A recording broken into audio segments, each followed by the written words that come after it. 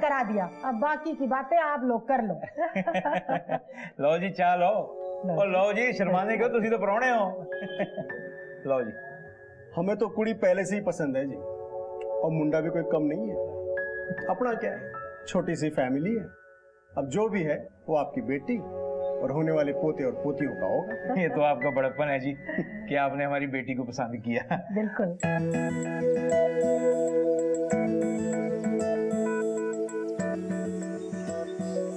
मैं कह रहा था जी, आपके चेहरे पे जो जुल्फें आती है ना, उससे आप और भी सोने लगते हो। आप तो शर्मा गए। सिर्फ उसे नहीं, तुझे भी शर्म आनी चाहिए काके। यार वीरे, गलत टाइम ही एंट्री मारते हो आप। अरे यार, वहाँ नीचे तुम्हारी शादी की तारीख को लेके माथापाची हो रही है, तुम लोग किसी और ही दुनिया में हो। तो क्या करें, और डॉली बुआ के साथ जाके डेट शेट की बातें करें अब। और यार डेट छोड़, तू नीचे आके बस कंफर्मेशन दे दे। यार अब भी कंफर्मेशन देनी है। और कुछ बोलना रह गया? अच्छा ठीक है, चलो। पर अभी भी एक मसला बाकी है। उनकी हो गया यार, की हो गया। पीछे हो यार। मुझे एक बात बताओ, मैं तुम्हें किस नाम से बुलाऊं? परजाई, हरप्रीत या हरप्रीते? अब हरप्रीते में तो इसका कॉपीराइट जो हो गया है। ओ शर्मा गई। मेरी शादी होने वाली थी इससे, पर नहीं हुई। पर कोई नहीं, परजाई तो अपने घर आ रही है ना। यार तू ना अपना भाई है पक्के वाला। आओ यार, चलो चलिए।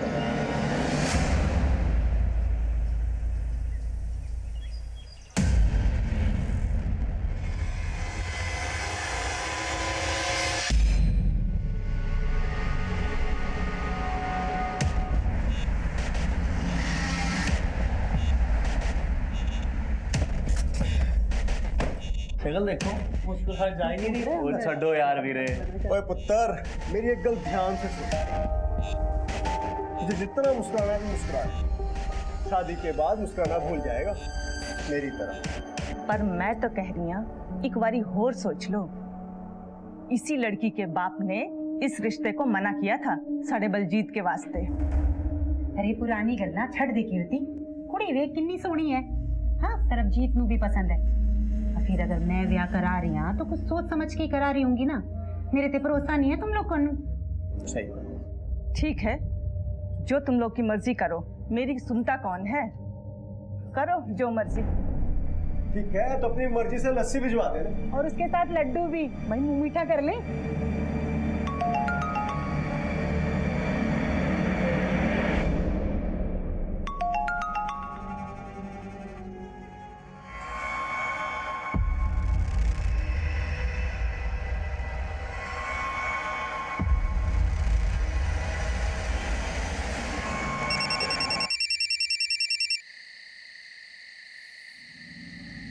हेलो। रेट कार्ड चाहिए क्या उसका? क्या? जिसके साथ तू अपने रिश्ते के लिए हाँ कह के आया ना, उसी के रेट कार्ड की बात कर रही हूँ। 1 रात का, 2 रात का। वैसे तो उसका नाम हरप्रीत हैगा, पर शिल्पा के नाम से जानी जाती है। अपना ईमेल चेक कर लेना, उसका सारा प्रोफाइल मिल जाएगा रेट कार्ड के साथ। और सुन, जब तू उसे मिले ना तो होटल ले जाने की कोशिश करना, झट से मान जाएगी।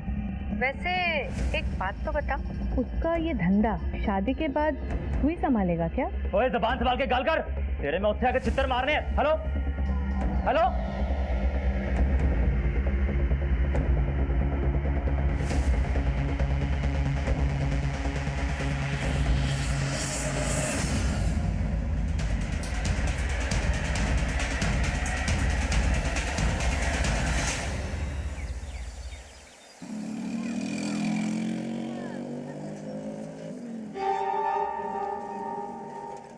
मुझे आपने गाड़ी क्यों रोक ली? आपसे ना एक बात पूछनी थी। जी? तो क्या है जी, इधर ही मेरे दोस्त का होटल है, तो आप चलोगी? क्या है ना, इसी बहाने जान पहचान भी बढ़ा लेंगे। सर मैं नहीं आ रही किसी होटल। ओहो, वो मेरे दोस्त है, वो किसी को पता भी नहीं चलेगा, और जान पहचान भी बढ़ानी जरूरी है ना जी। ये शादी के पहले ना ये सब गलत है। ओफो, वो किसी को पता नहीं चलेगा, और एक बार में कोई फर्क भी नहीं पड़ना है। नहीं, आप ऐसे करेंगे ना तो मैं घर चली जाऊंगी। और मैं क्या सोने हूँ, एक बार जाने में कोई फर्क नहीं पड़ना। चलो तो सही एक बार। मैं जा रही हूँ। अच्छा अच्छा अच्छा अच्छा अच्छा sorry sorry sorry sorry sorry really sorry. अच्छा चाट समोसा तो खा सकते हैं ना? हाँ चलो चाट समोसा खाते हैं। ऑरेंज रंग के सूट में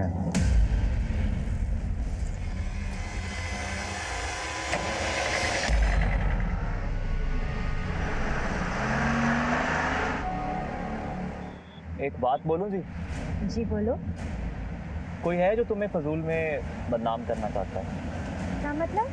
मतलब कल रात ही ना किसी का फोन आया था। जिसके साथ तू अपने रिश्ते के लिए हाँ कह के आया ना, उसी के रेट कार्ड की बात कर रही हूँ। वैसे तो उसका नाम हरप्रीत हैगा, पर शिल्पा के नाम से जानी जाती है। और आपके बारे गंदी गंदी बातें बोल रहा था। कौन था वो? ओ जी होगा कोई दिल जला। वो आप क्यों टेंशन लेते हो? तुमने सोने हो, हजारों दुश्मन होंगे। हाँ वैसे तो किसी औरत की आवाज थी, पर टेंशन क्यों ले रहे हो? मैं हूं ना आपके साथ। फिर भी कौन हो सकती है वो औरत? ओहो जी वो इन्ना ना सोचो। सोचना ही है ना, हमारे बारे सोचो। ये सोचो कि हम हनीमून पे कहाँ जाएंगे। आप भी ना। फिलहाल मुझे घर जाना।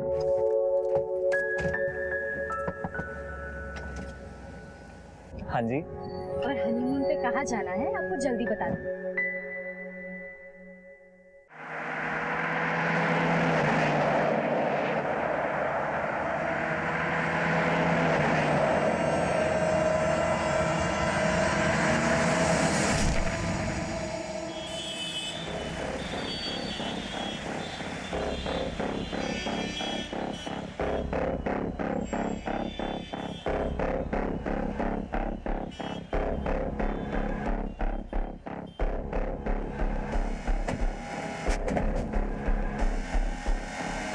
चले चले पीछे।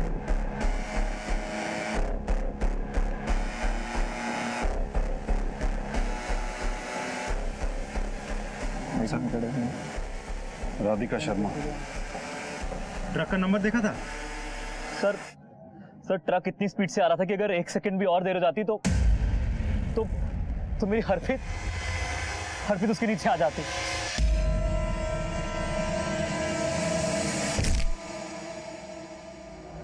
आप लोग इस लड़की को जानते हैं? नहीं सर, मैंने इसे कभी नहीं देखा है। ठीक है, पुलिस स्टेशन में आके अपना स्टेटमेंट रिकॉर्ड करवा दीजिएगा। सर हमारी कुछ ही दिनों में शादी है, प्लीज आप हमें इन सब चक्करों में ना डालें। तो देखिए, हमारा भी आपको डिस्टर्ब करने का कोई इरादा नहीं है, लेकिन आप भी बात को समझने की कोशिश कीजिए। किसी की जान गई है। एक बार पुलिस स्टेशन में आके अपनी स्टेटमेंट रिकॉर्ड करवा दीजिए। जब तक बहुत जरूरी नहीं होगा हम आपको नहीं बुलाएंगे। Singh, yes sir. बॉडी को पोस्टमार्टम के लिए भेजो और घर वालों को इन्फॉर्म करो।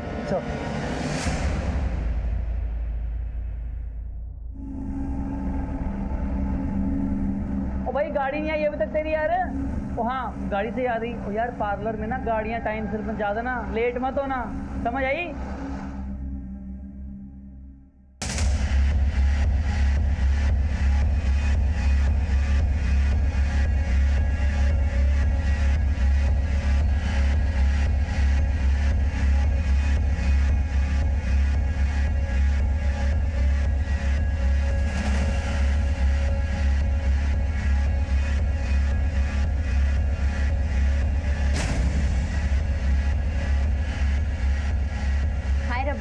देखो तो कितनी सोहनी लग रही है, किसी की नजर न लगे। ओए होए, मेहंदी का रंग देख कितना गहरा चढ़ा है। लोग कहते हैं कि मेहंदी का रंग जितना गहरा होगा ना, पति उतना ज्यादा प्यार करता है। हाँ, प्यार तो वो बहुत करते हैं। कौन हो तुम और अंदर कैसे आए? जी आप कौन?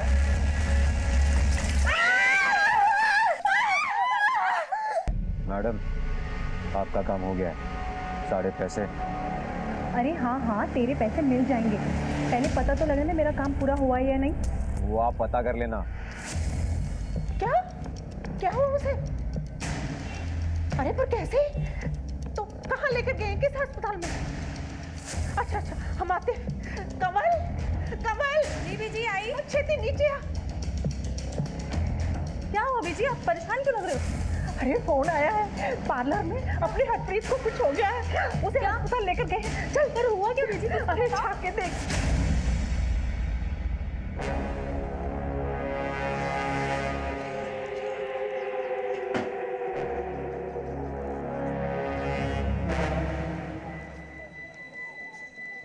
सर, फैमिली को केके हॉस्पिटल बुलवा लिया गया है। ये एसिड इतनी आसानी से अवेलेबल नहीं होता। केमिकल लैब्स और बड़ी बड़ी इंडस्ट्रीज में मिलता है। इसके सैंपल्स लो और लैब में भेजो।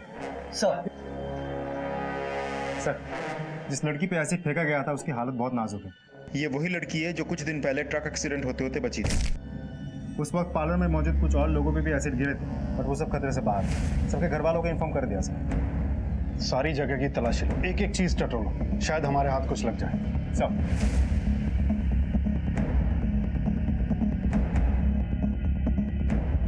सर जी, मैं दुकान खोलने जा ही रहा था कि तभी मैंने अंदर से एक चीख सुनी। मैंने लगा कोई टोक वोक लगा होगा, तभी मैंने देखा एक लड़का भागता हुआ दिखाई दिया। जब तक मैं बाहर आया वो वैन में बैठ के भाग गए थे। आपने वैन का नंबर देखा? नहीं सर, वो मैं नंबर नहीं देख पाया। और किसी ने कुछ देखा? नहीं सर, सब कुछ इतना अचानक से हुआ, किसी ने ध्यान नहीं दिया। और इससे पहले कि आसपास के लोग देखते और रिएक्ट करते वो भाग चुका था। इस पार्लर में सीसीटीवी है? सर, इस पार्लर में तो सीसीटीवी कैमरा नहीं है, लेकिन आसपास की दुकान के फुटेजेस हम चेक कर रहे हैं, इन केस कुछ मिल जाए। सर, अंदर ये लेटर मिला है। जब हमारी शादी हो चुकी थी तो तू किसी और नाल शादी कैसे कर सकती है? जे तू मेरी नहीं हो सकती तो मैं तेनू किसी और की भी होने नहीं दूंगा। मैं तेनू मार के अपनी भी जान ले लूंगा। विशाल घर।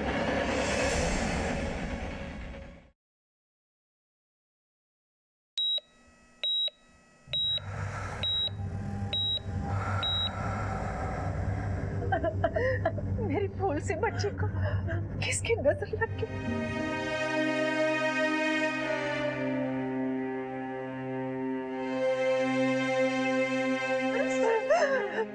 डॉक्टर साहब, डॉक्टर साहब, मेरी बच्ची को बचा लीजिए।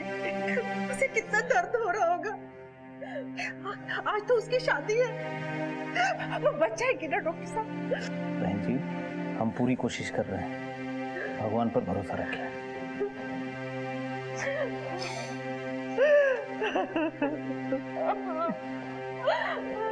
तेजिंदर जी, हम इस केस की छानबीन कर रहे हैं। आपको किसी पे शक या आपकी किसी से कोई दुश्मनी या हरप्रीत की? हम बहुत सीधे साधे लोग हैं साहब, हमारी किसी से क्या दुश्मनी हो सकती है? मैं नौकरी पेशे वाला बंदा हूँ, हमारे खानदान में भी किसी से किसी की कोई दुश्मनी नहीं है। कोई लड़का या किसी से कोई चक्कर? हमारी नजर में ऐसा कोई नहीं है। क्यों कमल? नहीं सर, हरप्रीत की लाइफ में ऐसा कोई भी नहीं था। वो तो हमेशा घर पे ही रहती थी। यूँ समझ लीजिए कि होने वाले जीजा जी ही उसका पहला प्यार थे। अच्छा, एक बात बताइए, ये विशाल गर्ग कौन है? विशाल गर्ग? कौन विशाल गर्ग? जिससे हरप्रीत की शादी हुई थी। शादी? कैसे कर रहे हो इंस्पेक्टर साहब? उसकी शादी तो सर्वजीत के साथ हो रही थी। ये विशाल गर्ग कौन? हमें पार्लर से ये नोट मिला है जिसमें लिखा है, जब हमारी शादी हो चुकी थी तो तू फिर किसी और से कैसे शादी कर सकती है? जे तू मेरी नहीं हो सकती तो मैं तेनू किसी और दे भी नहीं होने दूंगा। मैं तेनू मार के अपनी जान ले लूंगा। विशाल गर्ग। नहीं सर, हरप्रीत की लाइफ में ऐसा कोई भी नहीं था, और ये नाम भी हमने पहली बार सुना। उसकी तो शादी होने वाली थी सर्वजीत से। बहुत अच्छी फैमिली है, ब्याह का सारा खर्चा वही उठा रहे थे। डॉली बहन जी ने ही रिश्ता करवाया था। ये डॉली कौन है? हमारी बिरादरी की है, रिश्ते करवाती है। उसका पता मिलेगा? जी हाँ। आप ही ने हरप्रीत का रिश्ता तय कराया था ना? हरप्रीत ही क्यों जी सर, मैं तो बड़ी सारी कुड़ियों का रिश्ता कराया है। बल्कि तेजिंदर पाजी ने तो अपनी दोनों कुड़ियों की जिम्मेवारी मेरे ही सर पे सौंपी हुई थी।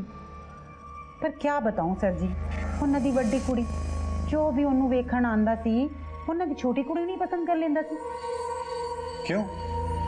अब हरप्रीत है इतनी सोहनी, और कंवल, आपको पता है जी, पिछली बार कंवल की जगह हरप्रीत को किसने पसंद किया था? किसने? जिसकी हरप्रीत से शादी होने वाली है, उसके बड़े भरा बलजीत ने। क्या मतलब? मतलब यही जी, कंवल का रिश्ता होने वाला था बलजीत से, लेकिन बलजीत ने हरप्रीत को देख लिया और बस उससे भी आके जिद करने लगा। ਤੁਹਾਨੂੰ किन्नी बार समझाया सी कि छोटी कुड़ी नू छुपा के रखो, पर नहीं ले आए ना सामने। अब उन लोगों की समझ में तो वही आ गई ना। अब रसगुल्ला दिखा के करेला खाने को कहोगे तो कौन खाएगा? समझते तो हो नहीं तुम लोग मेरी बात। पर अब क्या करें? मेरी मानो तो हरप्रीत का ब्याह करा देते हैं उस घर में। घर भी बड़ा अच्छा है, और बड़ी कुड़ी का क्या है, उसके लिए तो मैं मुंडा ढूंढ ही लूंगी ना। नहीं बहन जी नहीं, ये नहीं हो सकता। और बड़ी बहन के रहते छोटी का ब्याह कैसे कर सकते हैं? और लोग क्या कहेंगे? ऐसा किया तो कमल के लिए रिश्ता ढूंढना मुश्किल हो जाएगा। अब सोचते रहो लोगों के बारे में, जो मर्जी करो।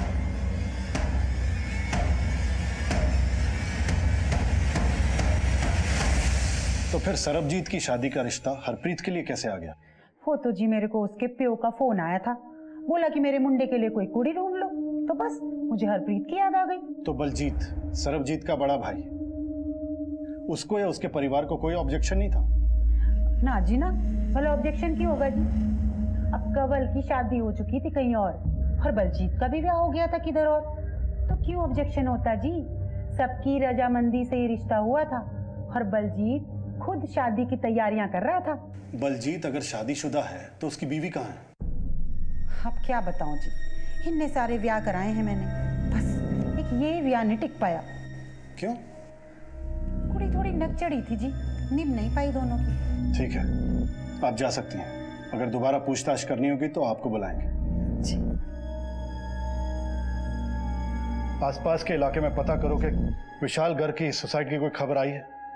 इनफैक्ट सारे सुसाइड डाटा इकट्ठे करो। नोट में लिखा है कि मैं अपनी जान दे दूंगा। अगर ये बात सच है तो कहीं तो मिसिंग पर्सन रिपोर्ट या सुसाइड की खबर आई होगी। सर अगर मान भी ले कि कोई दिलजला आशिक नहीं है या किसी के साथ इसकी कोई दुश्मनी भी नहीं है, सर ऐसा भी तो हो सकता है कि ये काम किसी नज़दीकी आदमी ने किया हो। आई मीन ऐसा हो सकता है कि हरप्रीत की खुशी उसे देखी नहीं गई हो और उसने ये कांड कर दिया। ये भी हो सकता है कि हमें गुमराह करने के लिए लेटर पे फर्जी नाम डाला गया। आसपास के लोगों से फैमिली के बारे में पता है सब।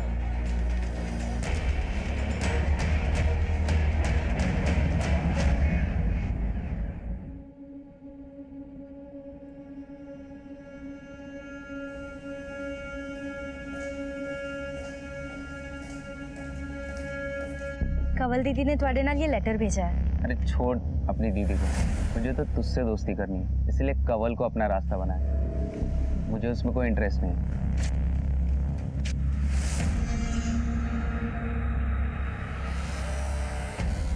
दीदी सुनो, छोड़ मुझे। दीदी मेरी गल तो सुन लो। दीदी दीदी दीदी मैं ऐसा आपके साथ क्यों करूंगी?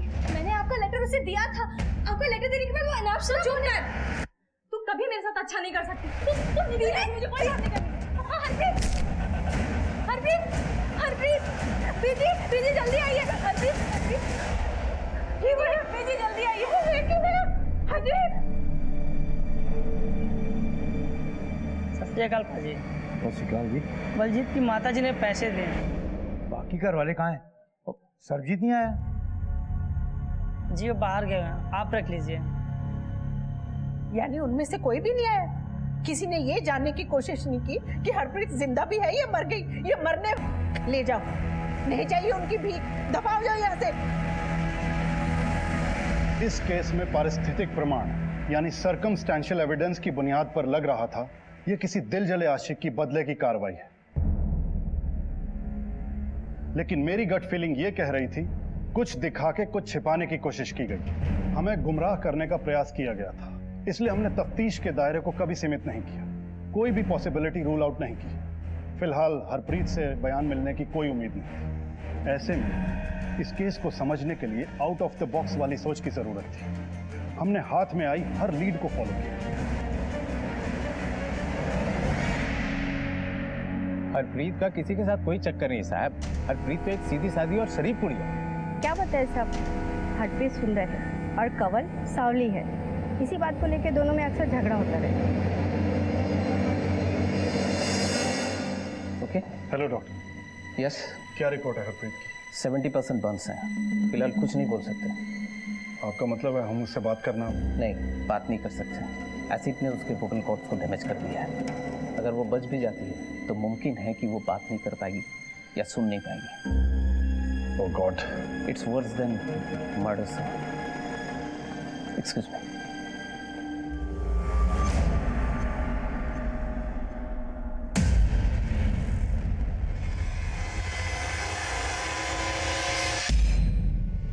हम ये जानना चाहते हैं कि हाल फिलहाल में कोई हरप्रीत के लिए रिश्ता आया था, किसी से कोई दुश्मनी या कोई अपना जो इस रिश्ते के खिलाफ था, कोई मिलने आया था या किसी ने कुछ कहा था?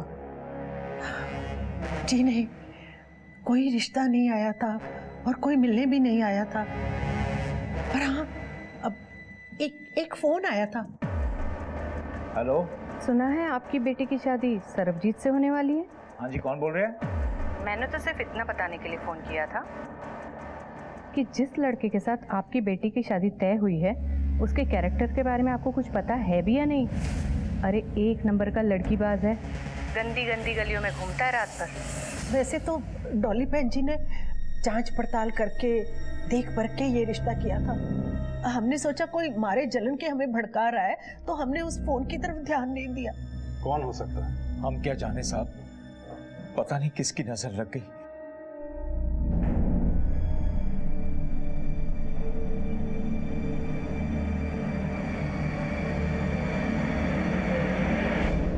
सर मुझे एक बात याद आई जो मैं बताना चाह रही हूँ आपको।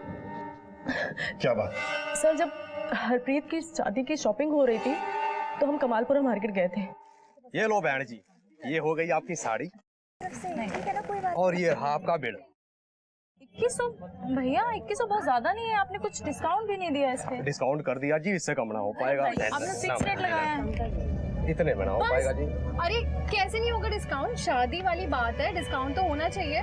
आप तो जानते हो जीएसटी बढ़ गया। अरे कर दीजिए, अगली बार हम यहीं आएंगे और आपका मुनाफा भी हो जाएगा। चलो कर दीजिए। ठीक है। चलो अब ये काम तो हो गया, अब एक काम करते हैं, यहाँ पे और भी अच्छी अच्छी दुकानें हैं, वहाँ चलते हैं और अच्छे अच्छे कपड़े भी मिलेंगे, वो भी डिस्काउंट के साथ। चले चलो। इसमें अजीब बात क्या है? कोई भी किसी की मदद कर सकता है। सर बात सिर्फ मदद की नहीं थी, वो हमारे पहचान की नहीं थी और वो सब कुछ कुरेद कुरेद कर पूछ रही थी कि शादी कहाँ है, कौन सा कैटरिंग किया है और किस पार्लर में दुल्हन सजने वाली है, सब कुछ। किसी भी अनजान इंसान को अपनी पर्सनल इंफॉर्मेशन दे दी, पर वो थी कौन? नहीं पता सर, उसको कभी देखा नहीं और बाद में भी कभी मुलाकात नहीं हुई। उसका नंबर लिया था? नहीं सर। उसका चेहरा याद है? बहुत अच्छे से सर। कुलदीप सर, अपने स्केच आर्टिस्ट को बुलवाओ और उस औरत का स्केच बनवाओ और सभी पुलिस स्टेशन में सर्कुलेट करवाओ। सर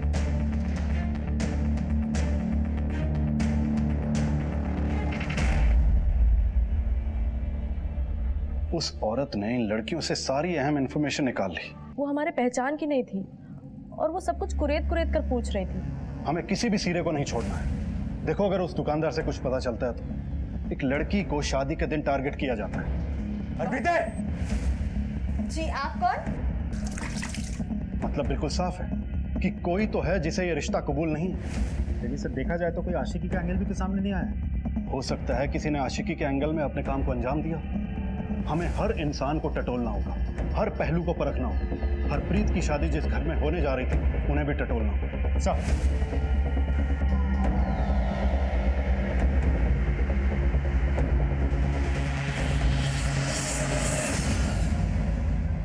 सिंह साहब है घर पे? हाँ जी सर है, आइए। लो, जिसका डर था वही हो गया। दरवाजे पे पुलिस आ गई। मैंने पहले ही कहा था कि ये परिवार मनहूस होगा। अरे हमारे तो भाग फूट गए, नसीब ही फूट गए। बस कर, अब बस कर, मुझे अपना काम करने दे। चल जा अंदर जा, हमें आपसे बात करनी। अरे बात क्या करनी है? ले चलो थाने, लगा दो हथकड़ी, चलो। बस बस बस, आइए साहब, आइए। आप हरप्रीत को कितना जानते हैं? सर शादी की सारी तैयारियां मैंने की थी तो अच्छे से जानता था, पर अब लगता है कि उसका वाकई किसी के साथ चक्कर था कोई।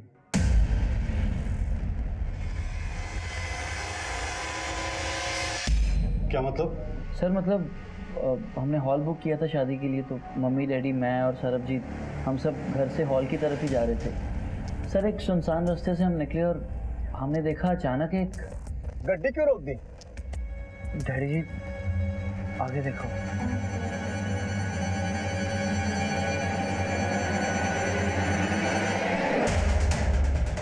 वो चल यार, जा यार गड्डी।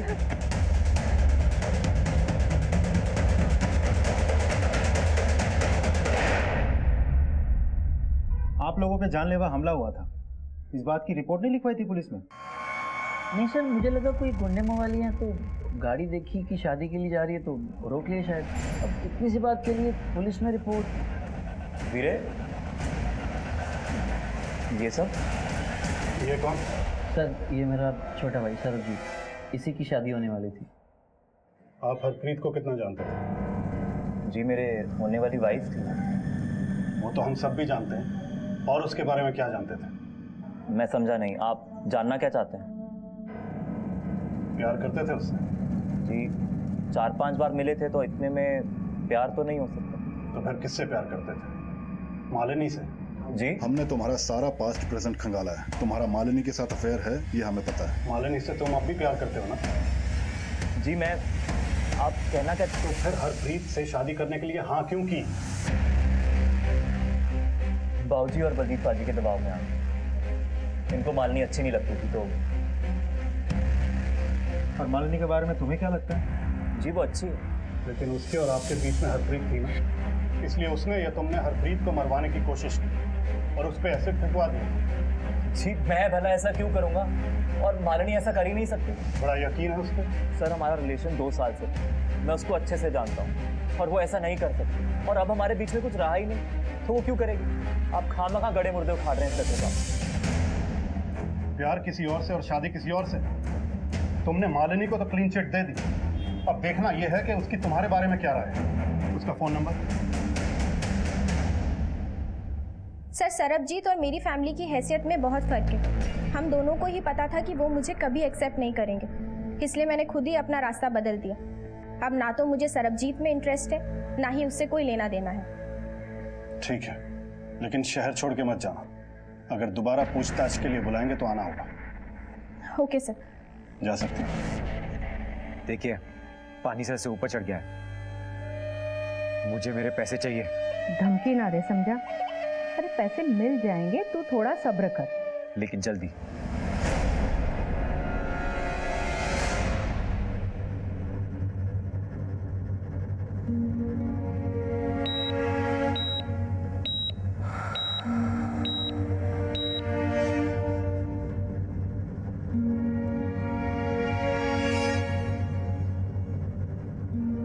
हरियर सब अरेंज कीजिए। डॉक्टर साहब प्लीज।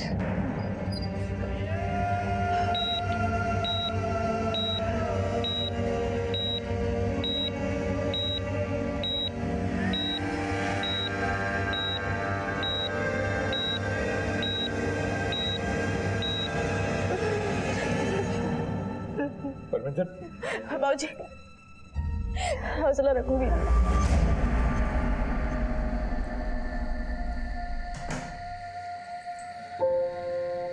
बीजी, बीजी तू आ गई पुत्र? आप तो ऐसे ही सो गए।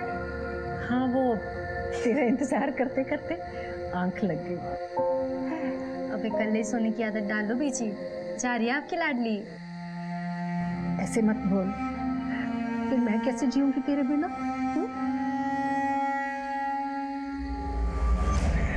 वाहेगुरु मेहर कर दे मेरी बच्ची ते, मेरे बच्चे नू ठीक कर दे, मेरे बच्चे नू ठीक कर दे वाहेगुरु।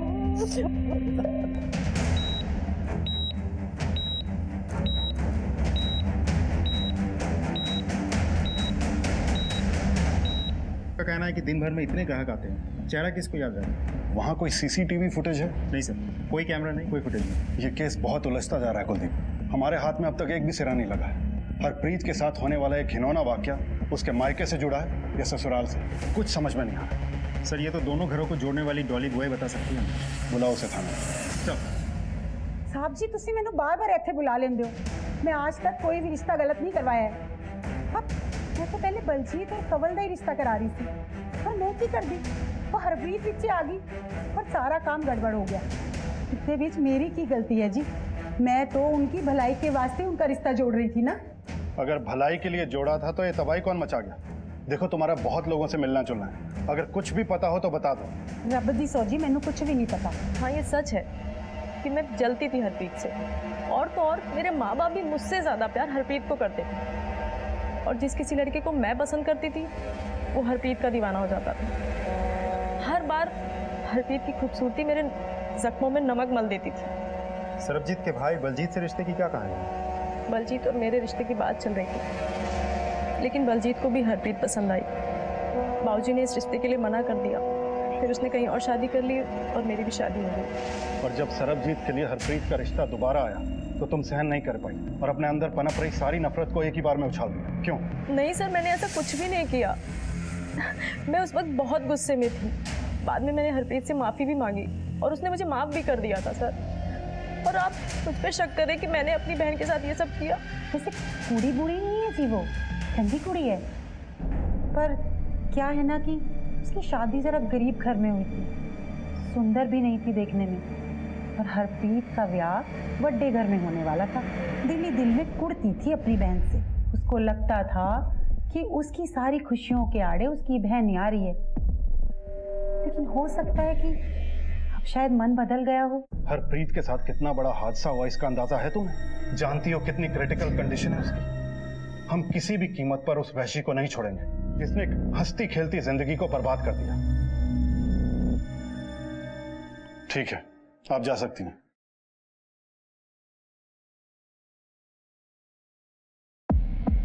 सर किसी का मोटिव ही समझ में नहीं आ रहा। लेकिन कुलदीप, मोटिव तो सरबजीत के पास भी और बलजीत के पास भी। लेकिन ये किया किसने है? इन तीनों में से किसी ने, कोई और ही है। दोनों फैमिलीज और जितने भी लोग इस केस में डायरेक्टली और इनडायरेक्टली इन्वॉल्व हैं, सबके कॉल रिकॉर्ड्स निकलवाओ। किसने किससे बात की, कितनी देर बात की, मुझे सारी डिटेल्स चाहिए और सब पे नजर रखो। सब।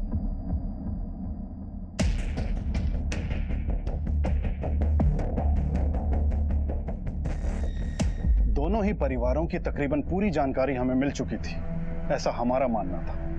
दोनों ही परिवारों के कुछ लोगों पे हमें शक था, लेकिन अभी तक हम उस पोजीशन पे नहीं पहुंचे थे कि किसी एक पे हमारा ध्यान केंद्रित हो। हमारी दूसरी टीम दिन रात एक करके उस वैन और संदिग्ध लोगों को ढूंढ रही थी। हमने आसपास के जिलों की पुलिस से भी मदद मांगी। तुम्हारे पैसे अब तुम्हें मिल चुके हैं ना, तो यहाँ से इतनी दूर चले जाओ कि तुम्हारी परछाई पुलिस को भी ना दिखाई दे। ठीक है सर। अभी अभी बरनाला से एक सिल्वर वैन चोरी होने की खबर आई है। बरनाला से? सर ठीक है, वहां की पुलिस से कोऑर्डिनेट करो और देखो क्या इन्फॉर्मेशन मिलती है, और उन हिस्ट्री शीटर्स के बारे में भी पता करो। जी सर। सर, बलजीत और कंवल की कॉल रिकॉर्ड्स। अच्छा, तो आग पूरी तरह से बुझी नहीं। मतलब ये कुलदीप, ये बलजीत और कंवल अभी भी आपस में बात करते हैं। शादी वाले दिन 4 बार बात हुई है इनकी आपस में। ठीक हो जाएगा। कहते हैं कि मंदिर, मस्जिद, गिरजाघर, गुरुद्वारों में इतनी तड़प कर दुआएं नहीं मांगी जाती जितने अस्पतालों में मांगी जाती है। फिर हमारी दुआएं रब क्यों नहीं सुन रहा? शांत हो जाओ बेटी, वाहेगुरु हमारी जरूर सुनेंगे। हरप्रीत एकदम ठीक हो जाएगी। पीछे डॉक्टर साहब आ गए। डॉक्टर साहब, हरप्रीत कैसी है? I am extremely sorry.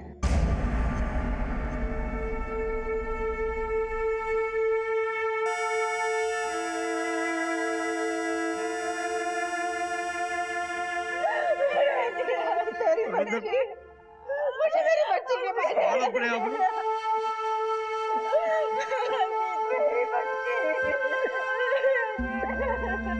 अब कौन तुझे बनाएगा? किसके साथ रूठेगी?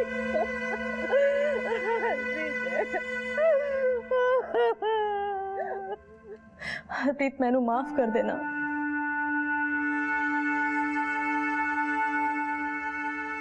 हरप्रीत की डेथ से हमारी इन्वेस्टिगेशन को बहुत बड़ा झटका लगा।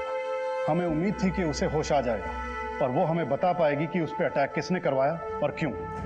लेकिन अब हमने ठान ली थी, हम किसी भी कीमत पर मुजरिम को ढूंढ निकालेंगे। हम और हमारी टीम दिन रात इन्वेस्टिगेशन में जुट गए। सर, मैं मानता हूँ कि मैंने कंवल को काफ़ी सारे फ़ोन किए, क्योंकि शादी की सारी तैयारियाँ, सारे अरेंजमेंट्स मैं ही कर रहा था। और हरप्रीत कितने बजे पार्लर जाएगी, कैसे जाएगी, उसे कौन सी गाड़ी लेने आएगी, ये सब मैं ही डिसाइड कर रहा था। मगर 4 कॉल्स करने की क्या ज़रूरत आन पड़ी थी? सर, बिकॉज पहले कंवल पार्लर जाने के लिए तैयार थी, फिर उसने बोला कि वो नहीं जाएगी। मुझे नहीं जाना, मेरी इच्छा नहीं है।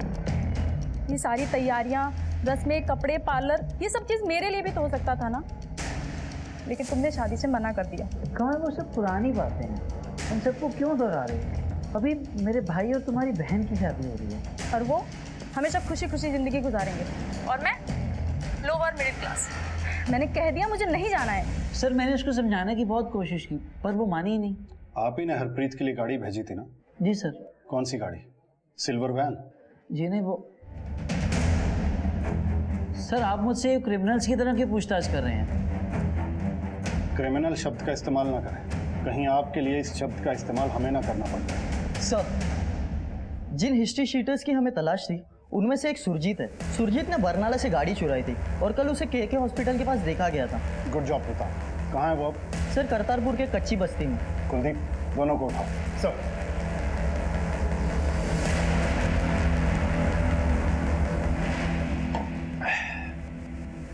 पवन, जितना जल्दी हो सके ना अपने घर से निकलना पड़ेगा। पुलिस, भाग भाग। ए, रुक। ए, रुक। ए, रुक। भाग रहा, भाग रहा। मैंने कुछ नहीं कहा, मत मारो सब। चल।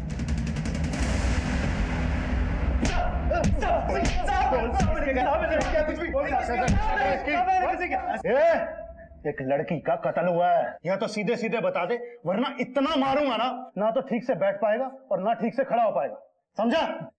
सब बताता हूँ। मुझे फोन आया था, एक औरत थी साहब, उसने बोला एसिड फेंकने के लिए उस लड़की पे। किस नंबर से फोन आया था? किस नंबर से फोन आया था? उसका नंबर मेरे मोबाइल में है। कुलदीप सर, इससे नंबर लो और अपने डाटा में चेक करो सर, और अच्छे से सेवा करो इसकी। सर, नहीं सर, ये नंबर तो बलजीत के नाम पे रजिस्टर्ड है। तेरे इस नंबर से हत्यारों को फोन किया गया था, अब सच बता दे क्यों फोन किया था?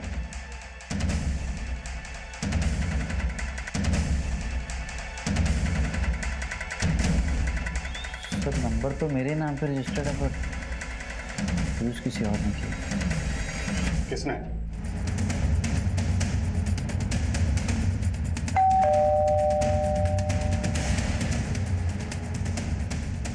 गुरमीत। जी बोलिए। कौन है पुत्र? बेबे पुलिस। नवजोत चड्ढा, हरप्रीत पर एसिड फेंकने की साजिश और उसकी मौत के जुर्म में आप दोनों को गिरफ्तार किया जाता है।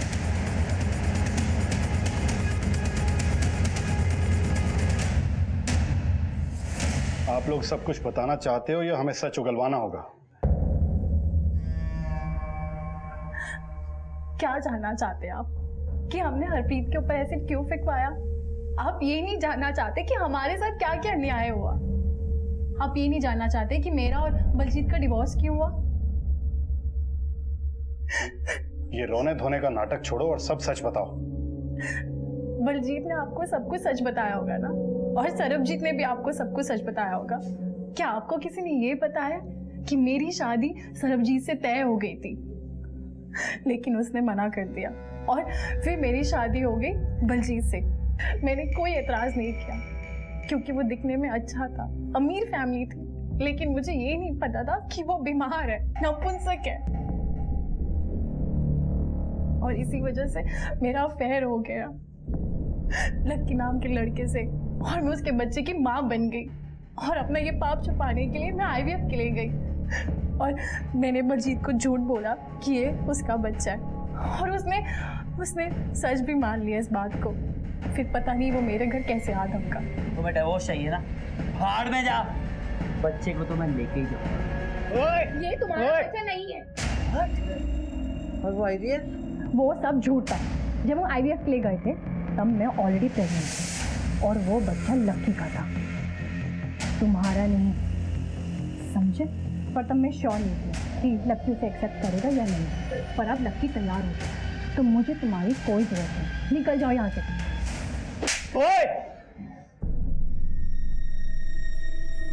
और उसके बाद हमारा डिवोर्स हो गया और फिर लक्की ने भी मुझे छोड़ दिया। वो अपनी बीवी के पास चला गया लंदन, लेकिन वहाँ से मुझे खर्चा भेजता रहा। फिर एक दिन मैंने बलजीत की ID चेक की और जो मैंने ही बनाई थी, उसका पासवर्ड मैंने बनाया था। मैंने चेक किया कि सरबजीत की शादी होने जा रही है। मैंने रेगुलरली ईमेल चेक करना शुरू किया। उनके घर पे आती खुशी मुझसे बर्दाश्त नहीं हो रही थी। पहले ऐसे इंसान से शादी करती जो नपुंसक था, और फिर मैं ऐसे इंसान के बच्चे की माँ बन गई जिसने मुझे रखेल बना के रख दिया था। और ये सब में वो भी इंसान था जिससे मैं शादी करना चाहती थी, उसकी शादी हो रही थी और मुझसे ये सब बर्दाश्त नहीं हो रहा था। और फिर मैंने ये बात अपनी माँ को बताया, उनसे मेरा ये दर्द बर्दाश्त नहीं हुआ और फिर मैंने और मेरी माँ ने एक खेल रचा। हेलो, रेट कार्ड चाहिए क्या उसका? क्या? जिसके साथ तूने अपने रिश्ते के लिए हाँ कहा है ना, उसी के रेट कार्ड की बात कर रही हूँ। 1 रात का, 2 रात का। तुम्हारा ईमेल चेक कर लो, सब पता चल जाएगा। सरबजीत जब शादी से पीछे नहीं हटा तो हरप्रीत के घर पे मैंने फोन किया। हेलो, सुना है आपकी बेटी की शादी सरबजीत से होने वाली है। हाँ जी, कौन बोल रहे हैं? वेल विशर ही समझे। मैंने तो सिर्फ इतना बताने के लिए फोन किया था कि जिस लड़के के साथ आपकी बेटी की शादी तय हुई है उसके कैरेक्टर के बारे में आपको कुछ पता है भी या नहीं? अरे 1 नंबर का लड़कीबाज है, गंदी गंदी गलियों में घूमता है रात भर। उन्होंने सब नजरअंदाज किया, ट्रक से कुचलवाने की कोशिश की तो दूसरी उड़ गई और ये बच गई।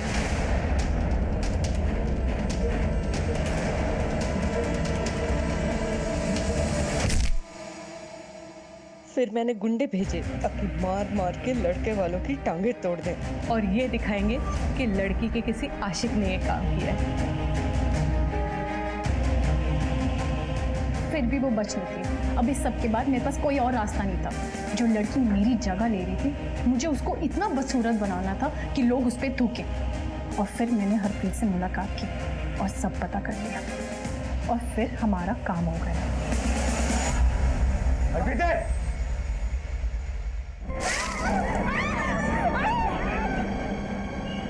हेलो मैडम, आपका काम हो गया है।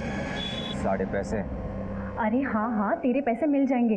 पहले पता तो लगने दे मेरा काम पूरा हुआ या नहीं। मेरे साथ जो नाइंसाफी हुई थी, मुझे उसका बदला लेना था, सो मैंने ले लिया। एक घटिया सोच के चक्रव्यूह में तुम लोग इतने स्वार्थी हो गए थे कि एक निर्दोष लड़की की हत्या कर दी। तुम्हारे इस जुर्म के लिए तो फांसी की सजा भी छोटी है।